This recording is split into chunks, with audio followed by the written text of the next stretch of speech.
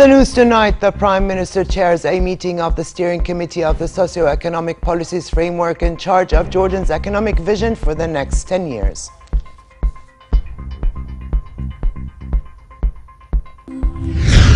Syrian warplanes hit a bakery and a major training camp run by Islamic State terrorists in their stronghold in Raqqa city, northeast of Damascus, killing at least 17 people. And the presidents of Russia and Ukraine say a ceasefire between Ukrainian forces and pro-Russian separatists is holding well and discuss urgent humanitarian aid for the region.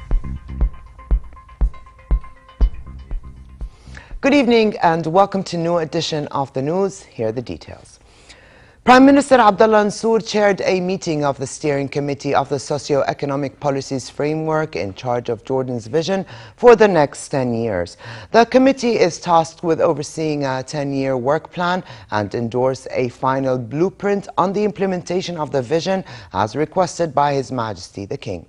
The meeting examined views presented by sectoral subcommittees on challenges facing various sectors and discussed the prospect of convening a national conference in the coming weeks to debate those challenges.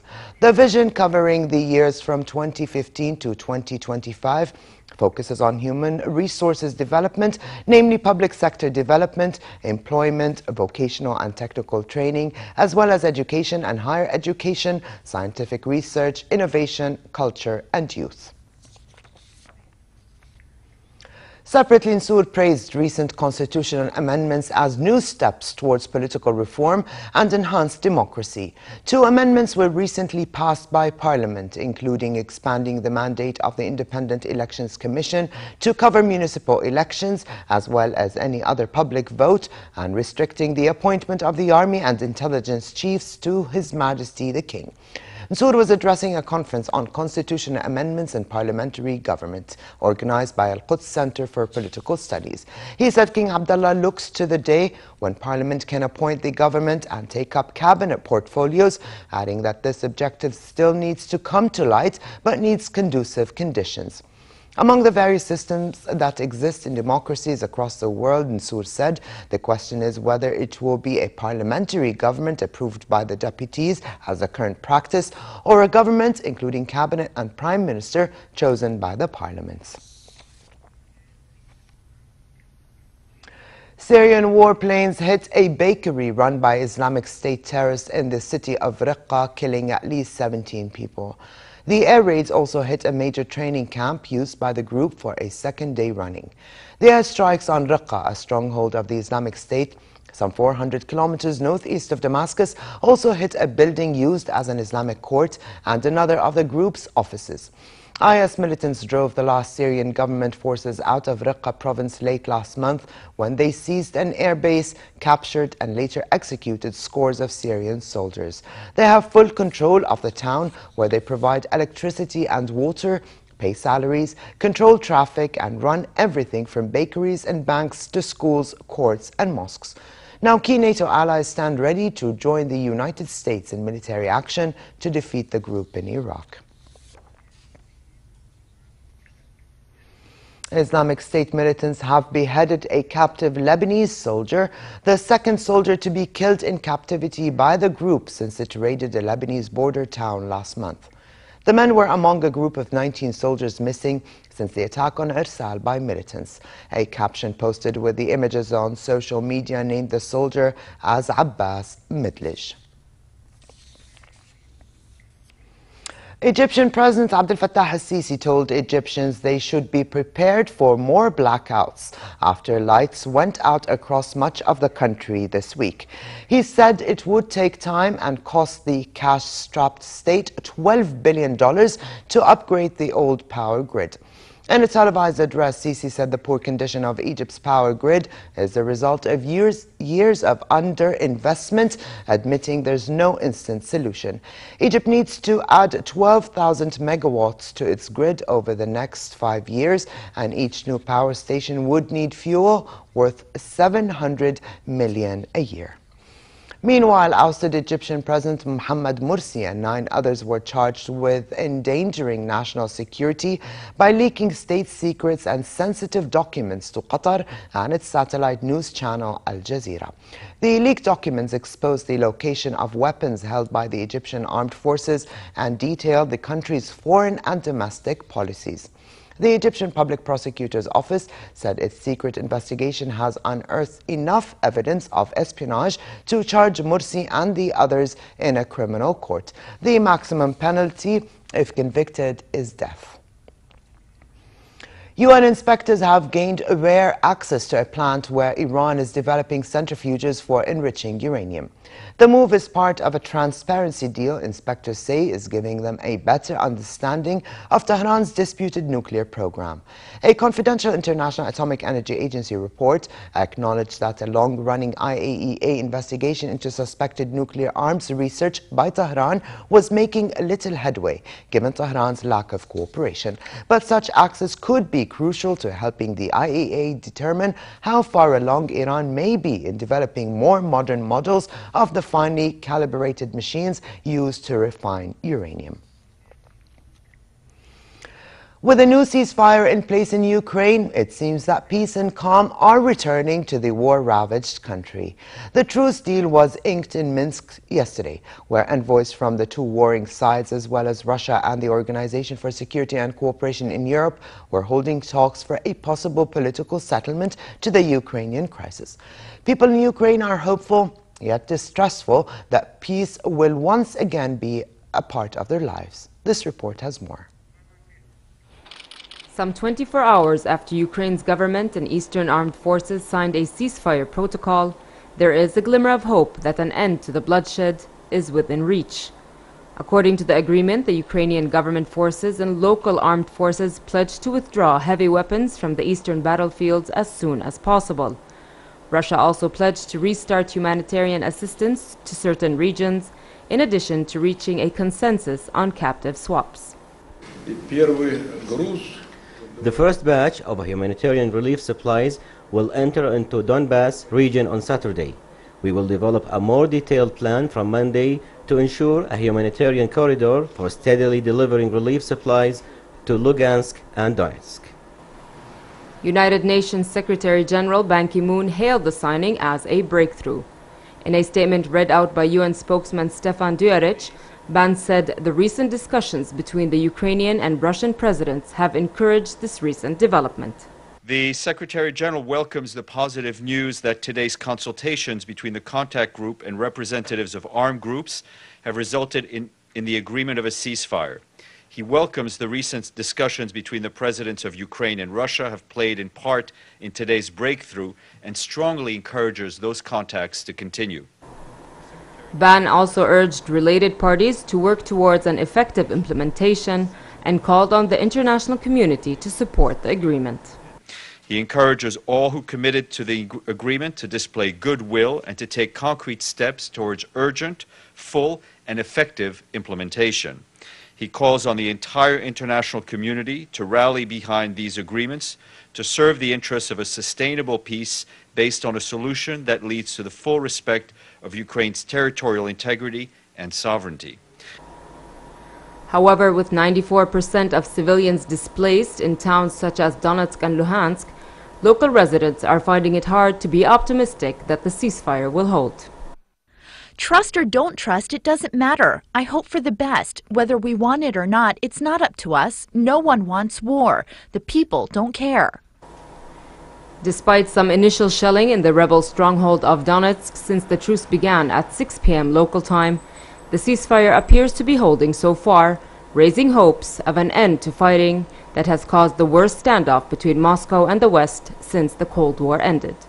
Nancy Khair for the News at 10. European airline passengers on services to and from Italy found themselves stranded at airports as Italian air traffic controllers came out on strike for 4 hours, causing major disruption in air travel. Ryanair said it cancelled 96 flights, while EasyJet said around 60 would be affected, including 20 flights into and out of the UK.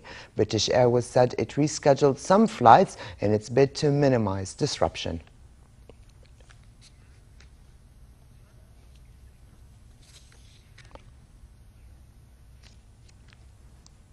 And in Germany, train drivers from the German Rail Workers Union held another token strike nationwide to back their demands for higher wages and a shorter work week.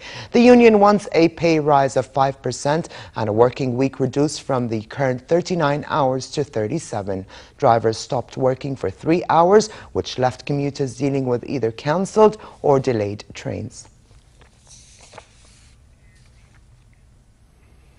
Severe weather affecting the United States hit the Chicago area, damaging buildings, downing trees, and knocking out power to more than 100,000 customers. The strong winds, accompanied by heavy rain, blew off part of a roof of a nursing home in Illinois and damaged a restaurant under construction. Winds of up to 112 kilometers per hour also blew over a tractor-trailer truck on a highway. The severe storms that swept through the Detroit, Michigan area injured at least 5 people and left some 400,000 across the state without electricity. The more than 100 kilometers per hour winds also dropped hailstones 2.5 centimeters wide.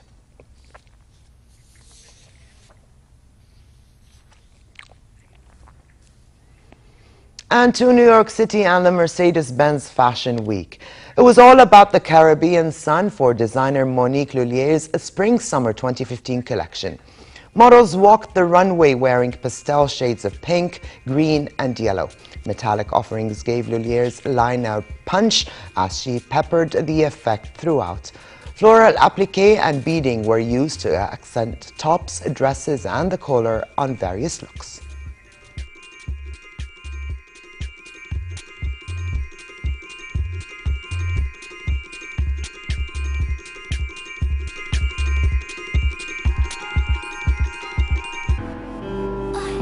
For Taiwanese-American designer Jason Wu, next year's spring look is all about beauty, women and sportswear. Navy blue solids mixed with olives and sheer fabrics of shimmery blues and greens dominated his catwalk. Pencil skirts were over the knee but had a high slit. Besides sheer fabrics and backless dresses, Wu introduced the calf leather Diane shoulder bag named for his friend, actress and former model Diane Kruger. Also seen for the first time on the runway was the Charlotte tote, a polished leather tote bag with origami-like folds on the side.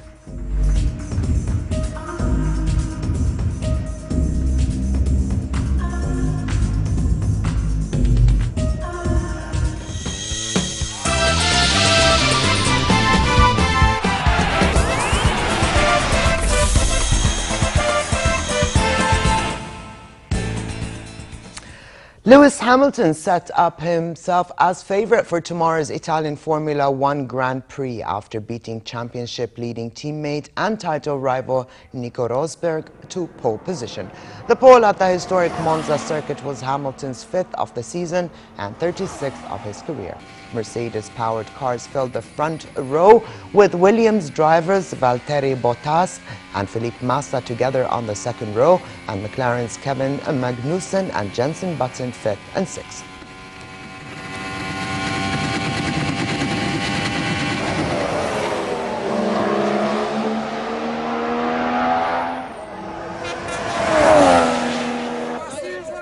Former Brazil and Barcelona midfielder Ronaldinho has signed a 2-year deal with the Mexican First Division club Querétaro. Ronaldinho, who also played for Paris Saint-Germain and AC Milan, became a free agent in July after cancelling his contract with Brazilian club Atlético Mineiro. The 34-year-old could make his debut as soon as the 12th against Mexican rivals Puebla.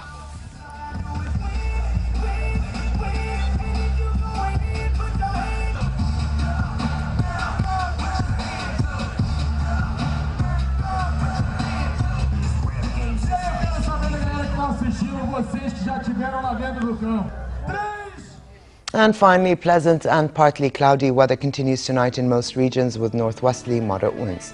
Moderate conditions prevail across the kingdom tomorrow, but it will be relatively hot in the Badia and the Jordan Valley, while winds will be northwesterly moderate to brisk. The Gulf of Aqaba should expect hot conditions with northerly moderate to brisk winds and slightly choppy seas. Here now with a look at temperatures forecast for tonight and tomorrow.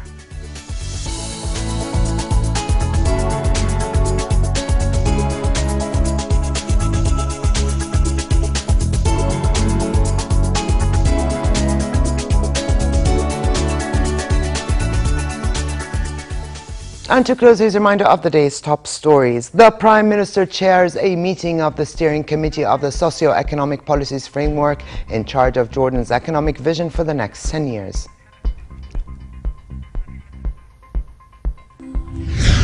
Syrian warplanes hit a bakery and a major training camp run by Islamic State terrorists in their stronghold in Raqqa city northeast of Damascus, killing at least 17 people.